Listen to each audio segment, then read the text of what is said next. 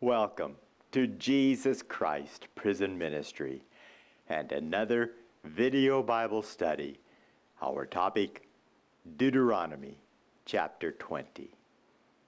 When you go to war against your enemies and see horses and chariots and an army greater than yours, do not be afraid of them, because the Lord your God who brought you up out of Egypt will be with you.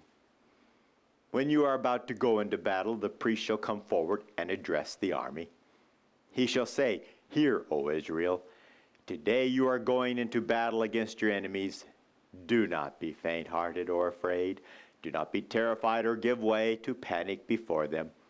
For the Lord your God is the one who goes with you to fight for you against your enemies to give you victory." Oh, my dear brothers and sisters, do not be afraid of the world. Do not be afraid of the enemy that comes against you. If you are living the perfect, righteous, sinless life, if you have come out of sin, God is there to fight the battles for you. All you have to do is trust and obey. All you have to do is lay all your plans before the Lord and wait humbly. And then the glory goes to Him and not to you. And that's our purpose on this planet, is to glorify God and not our churches, not our pastor, not our denomination. All glory is to go to God. The officers shall say to the army, "Has anyone built a new house and not dedicated it?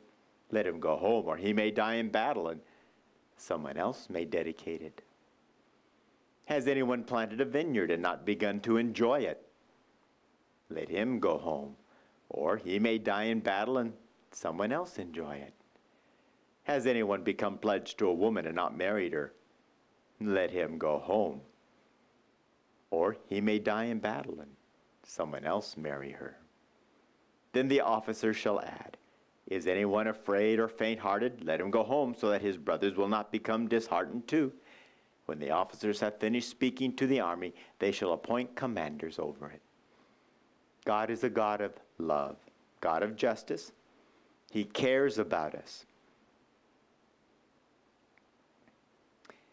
He wants us to recognize He's not trying to destroy or hurt us. Oh no. We're His people. We're to bring glory to Him. We are to be fair, to be a blessing to all around us. Never are we to believe or to think selfishly. Everything is done for the glory of God.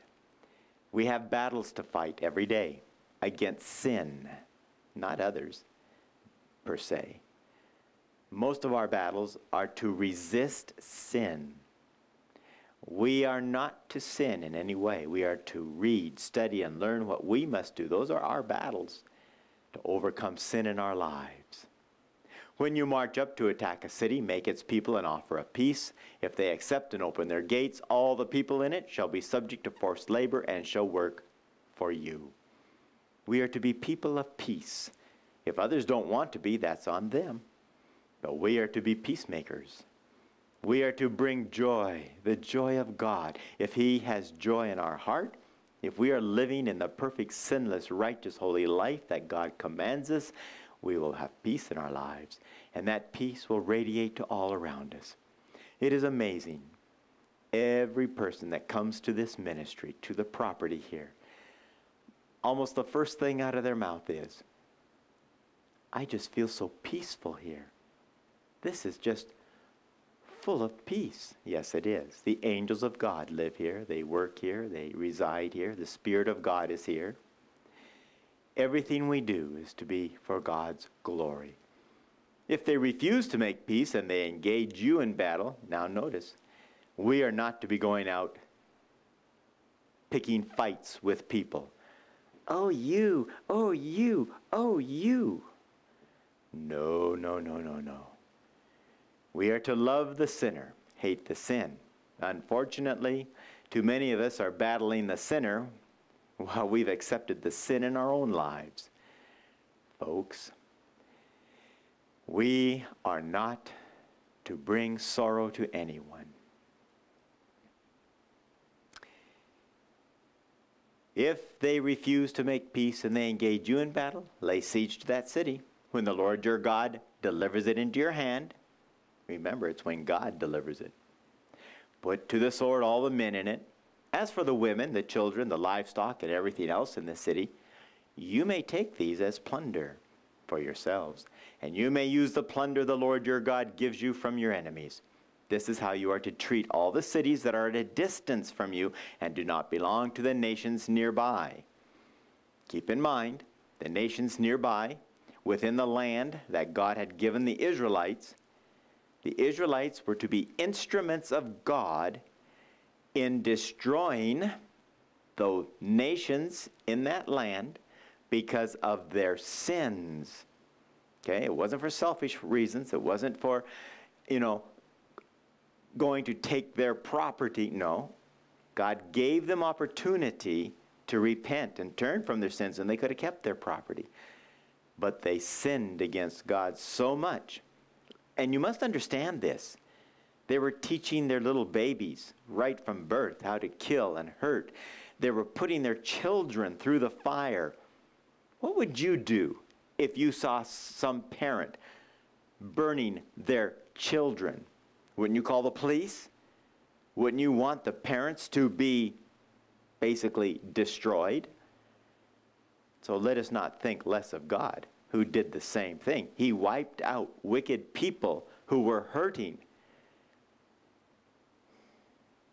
However, in the cities of the nations the Lord your God is giving you as an inheritance, do not leave anything alive that breathes. And that's because right from babyhood, those people were trained in rebellion against God, which means they were trained to hurt and destroy because God is a God of love and peace. Completely destroy them, the Hittites, Amorites, Canaanites, Perizzites, Hivites, and Jebusites, as the Lord your God has commanded you. Otherwise, they will teach you to follow all the detestable things they do in worshiping their gods, and you will sin against the Lord your God. In our lives, cleanse, purify, clean out everything around you of sin.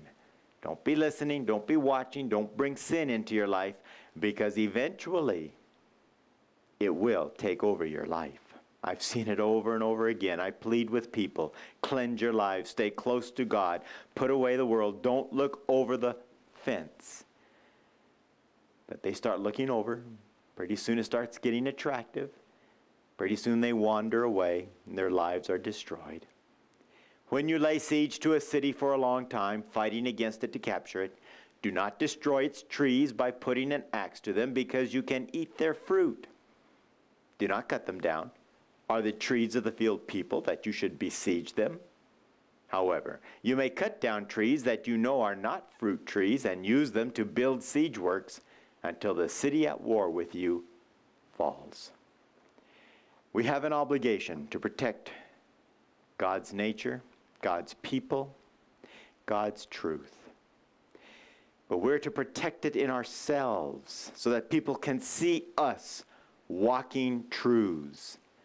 We are to manifest the perfect, righteous, sinless, commandment-keeping life of God. We are to display it as a light to the world. We are to let the water of Christ flow freely through us. And water, what does it do? It helps things grow. It quenches the thirst. It cleans and purifies.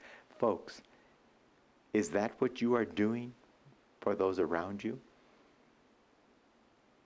Or are you selfishly, are you just talk, and when you're done you leave?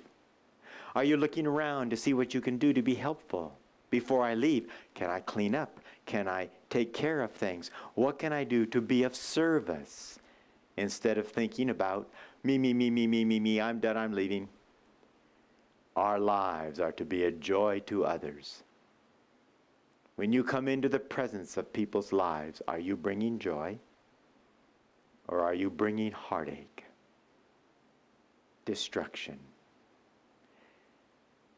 We need to learn to be like Jesus. Whenever he came into the presence of people, they didn't want him to leave because he was so courteous, kind, gracious, helpful. Let us develop His Spirit in all that we do. Thank you for being with me and Jesus Christ for another video Bible study.